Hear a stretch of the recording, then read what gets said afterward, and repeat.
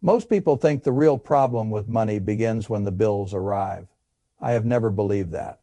The real problem often begins years earlier in silence, when a child is listening to his parents argue, listening to stress in the room, listening to someone say we have just enough, listening to someone say rich people are greedy, listening to someone say money changes people, listening to someone say people with money must have done something bad, listening to someone say we cannot afford that, not again, not now.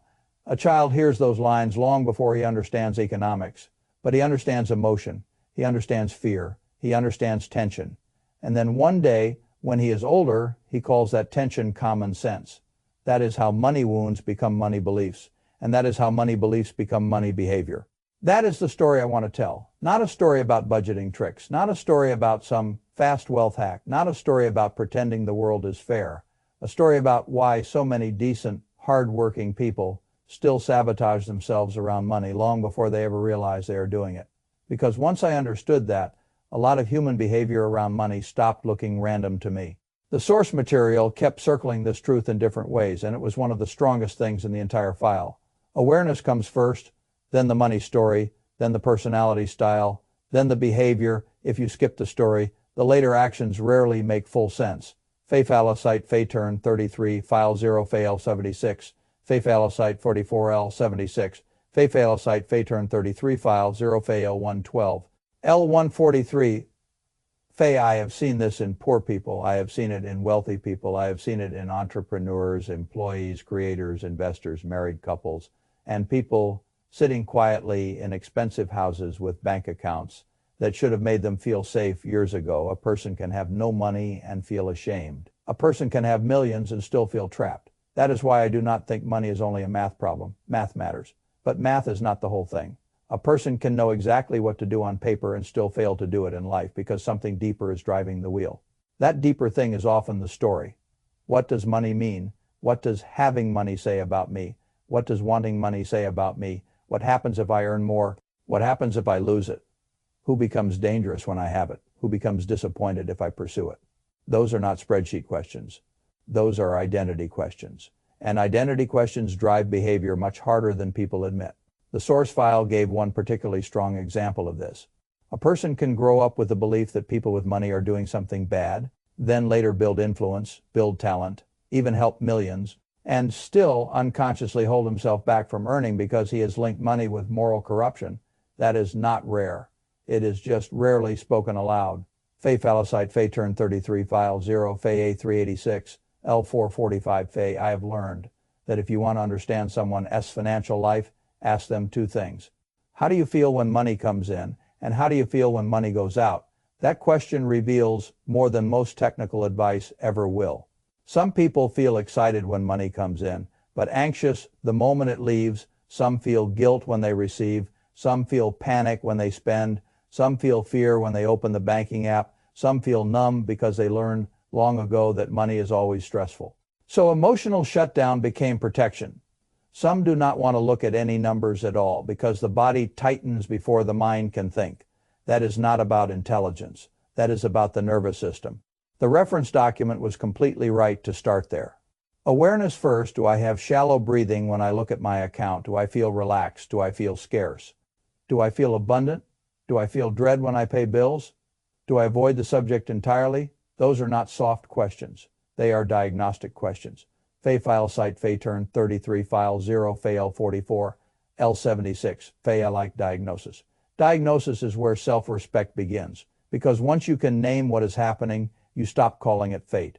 You stop saying, I am just bad with money. Maybe you are not bad with money. Maybe you were trained to fear it. Maybe you were trained to avoid it. Maybe you were trained to think wanting more made you selfish. Maybe you were trained to think safety lives only in hoarding. Maybe you were trained to think you have to work incredibly hard for every dollar because making money is hard. Maybe you were trained to think good people stay modest and ordinary while greedy people chase wealth. Those beliefs dictate behavior. That sentence from the source material is one of the most important in the whole transcript. Beliefs dictate behaviors. If I believe money is bad, I will act accordingly. If I believe more money means I become a worse person, I will cap myself. If I believe my role is to struggle nobly, I will feel virtuous in scarcity and suspicious of opportunity. That can all happen without ever becoming a conscious philosophy. Fe Phyllosite, Fe Turn 33, File 0, Fe L 503, L 523 Fe. That is why I tell people not to begin with shame. Shame is expensive. Shame keeps you from learning. Shame keeps you from asking for help. Shame makes you avoid your numbers. Shame makes you undercharge. Shame makes you spend to self-soothe. Shame makes you hoard when you should allocate. Shame makes you resist money when money appears. Shame is not a moral teacher. It is a tax. And I want that tax gone. So the first move is not punishment. The first move is clarity. What is my money story? What did I hear growing up? What did I conclude? What do I feel now? What do I believe now? What do those beliefs make me do? This is how the chain gets exposed. And once the chain is exposed, it can be broken. That is where hope becomes real. Not fake hope. Not the kind that says if I smile, the universe will Venmo me. I have no respect for that kind of childishness. I do, however, respect inner rewiring. I respect a person who sees the old story and decides not to keep funding it, because that is what behavior really is. Behavior is funding a story with action. If the story is that rich people are bad, you will sabotage wealth. If the story is that I am always beneath others, you will accept too little. If the story is that money always leaves, you may panic, spend, or hoard. If the story is that I am helpless, you will wait instead of create. And that is where another strong idea from the reference file becomes vital. Go from helplessness to helpfulness. Fe Phyllosite, Fe Turn 33, File 1, Fe 10, 1089. L1108 Fe. I like that phrase because it interrupts self-absorption without denying pain. A person with no money often feels he has nothing to offer. He thinks he needs someone to save him. He thinks the right question is, who will help me? Sometimes help is needed, of course, but if helplessness becomes an identity, it shrinks a person. Helpfulness expands him again. What can I do for someone? What energy can I bring? What skill can I offer? What problem can I solve? What value can I create? What room can I improve by entering it? This matters because value often begins before money. The market notices money later, but value begins earlier in generosity, curiosity, effort, and emotional usefulness. The source material had several beautiful illustrations of this. A host who creates warmth and presence gets opportunities. A creator with no platform creates value for admired people and builds relationships that later matter enormously. A waiter increases tips, not through magic, but through connection, attention, recommendation, and presence. These are not silly stories. They are demonstrations of a deeper rule. Value is often relational before it becomes financial. Fe Phyllosite, Fe Turn 33, File 1, Fe L 963, L 1055 Fe. That is why I would tell a broke person something I wish more people told them clearly. You may have no money. That does not mean you have nothing.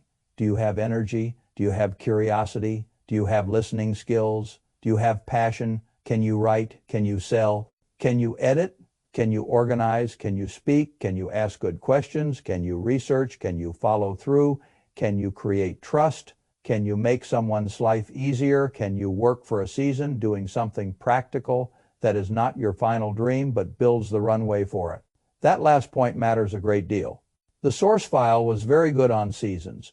Sometimes the skill that makes you money now is not the skill you want to use forever. Fine, use the season, build the runway, fund the next stage. That is not compromise, that is sequencing. And sequencing is one of the most valuable adult financial skills in the world. Fe Phyllosite, Fe Turn 33, File 1, Fe 1140. L1214 Fe. I respect sequencing because it refuses fantasy without giving up ambition.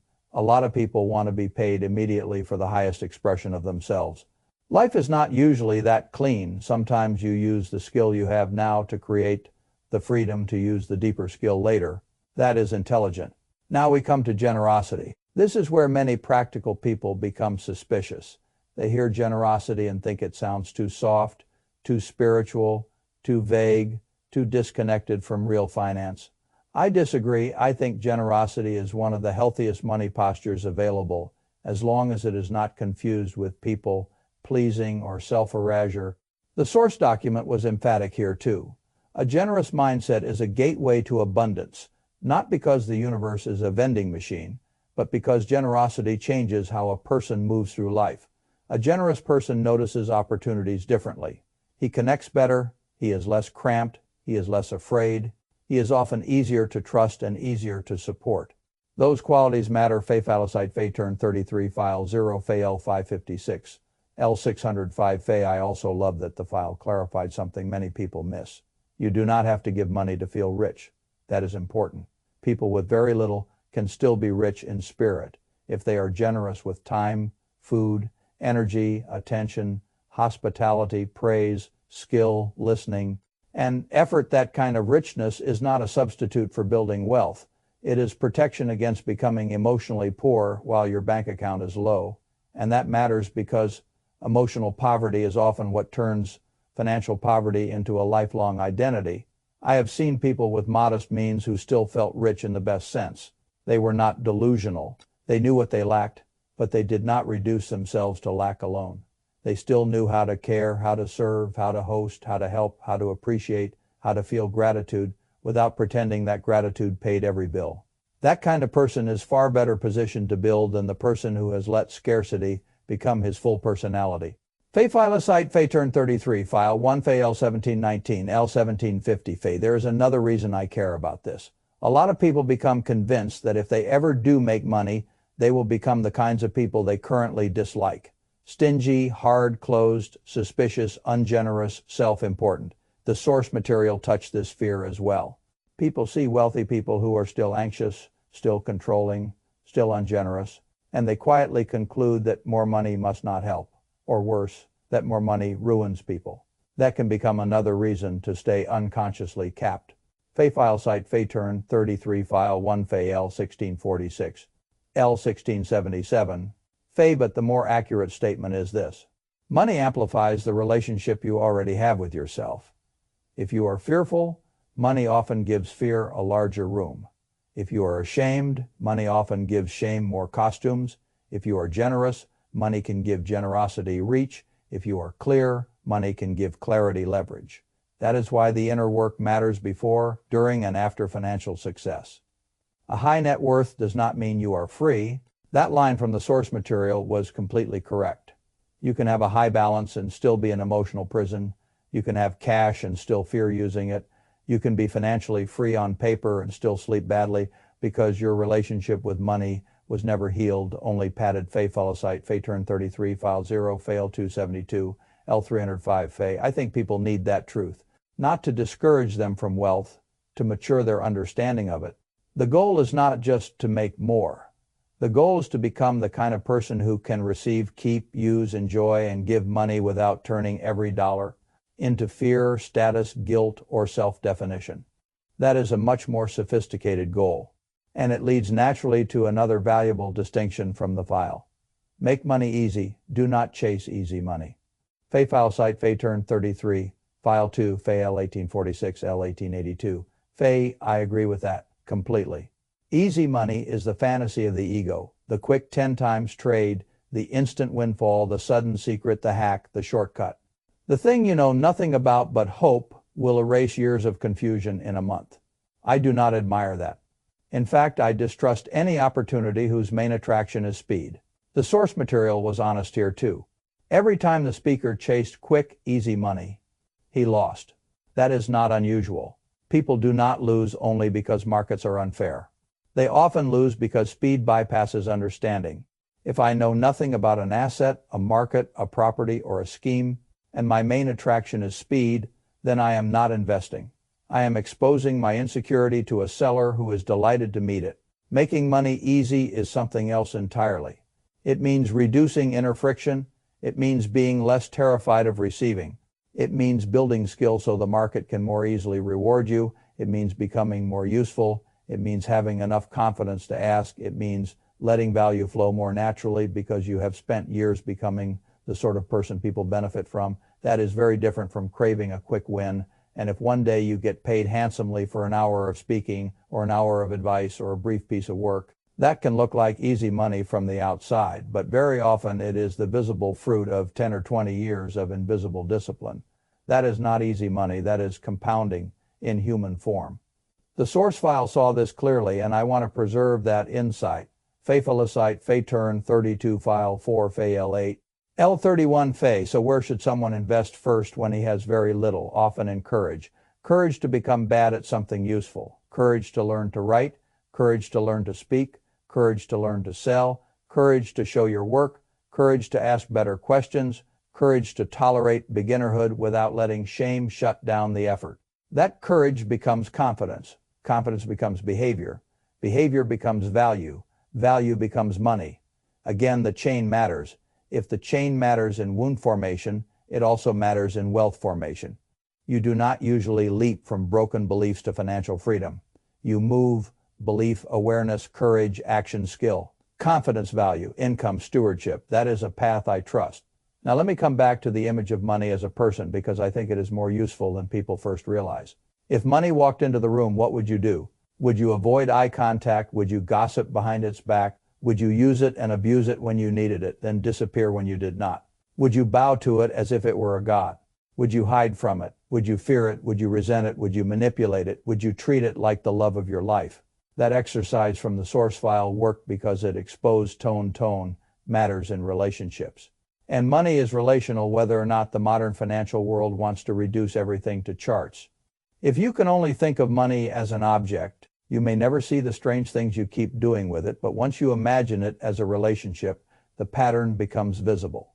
Fay file a site. Fay turn 33 file 1 Fay L 1499 L 1637 Fay I would put it more plainly. Money should not be your God. It should not be your judge either. It should not be the final proof that you are worthwhile. It should not be the permanent villain in your story. It should be a servant, a resource, a stored form of labor, a stored form of optionality, a tool, a thing to direct, not worship, a thing to respect, not fear, a thing to use well, not a thing to derive your identity from. That is the healthy role.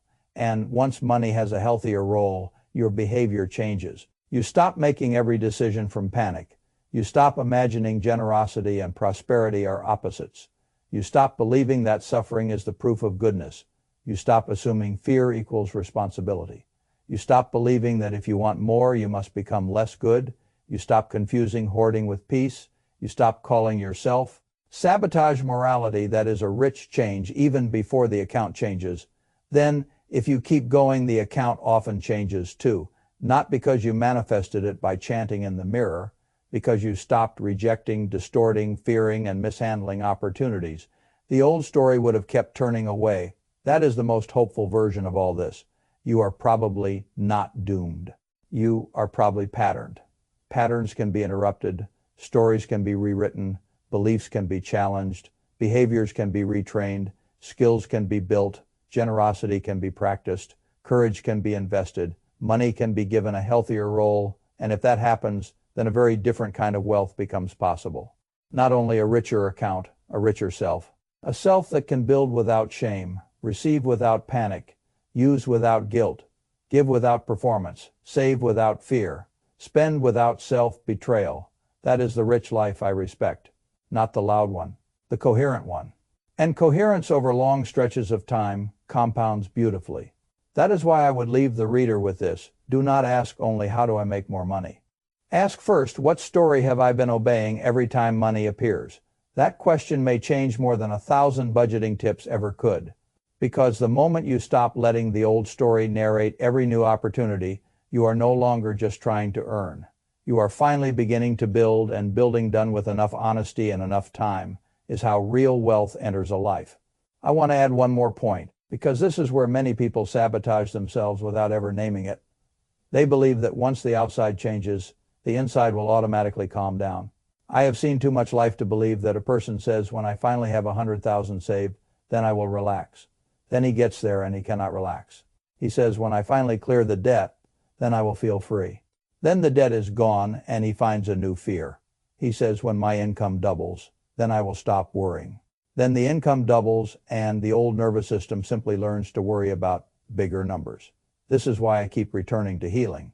Not because healing replaces action, because healing allows action to stick. A wounded belief can survive inside a wealthy life just as easily as it survived inside a poor one. In fact, sometimes wealth gives the wound more room to perform itself. The hoarder gets more to hoard, the avoider gets more to avoid, the guilt-ridden giver gets more ways to overgive and then resent. The fearful earner gets more proof that money must be guarded at all times. The undercharger gets more elaborate reasons to stay small. So no, I do not think the right question is only, how do I make more? The better question is, what kind of person am I becoming as I make more? That matters. Because the goal is not to arrive wealthy and still live emotionally like a frightened child. The goal is to arrive stronger, calmer, and more coherent. That is why I tell people to practice receiving in small ways. Say thank you when money comes in. Do not dismiss it. Do not panic the moment it lands. Do not instantly let your mind race to loss. Acknowledge it, name its purpose, assign it. Send some to safety, send some to debt. Send some to investing, send some to living. That is a form of leadership. And when money leaves, notice the tone too. Do you pay a bill and feel punished? Do you pay a bill and feel angry? Do you pay a bill and feel ashamed? Or can you say, this money is doing a job. I may not enjoy every job, but I am directing it consciously. That shift sounds tiny. It is not tiny. Tiny tonal changes often become huge behavioral changes when repeated for years. I have also learned that many people are waiting to feel worthy before they act. That is, backwards action often teaches worthiness. If you wait until your relationship with money feels perfectly healthy before opening the account, learning the skill, making the call, raising the rate, asking the question, or building the plan, you may wait forever. Sometimes you heal by moving.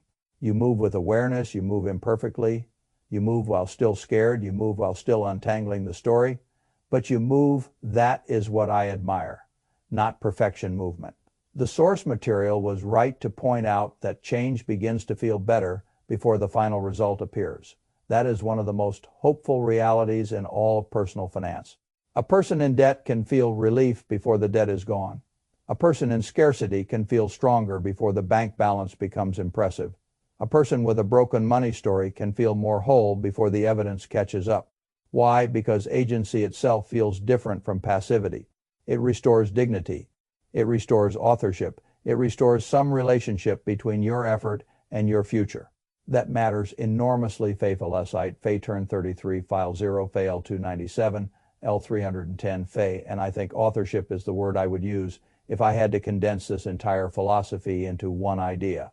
Who is authoring your money life? Is it your parents' fear? Is it your childhood conclusion? Is it your peer group? Is it your shame? Is it social media?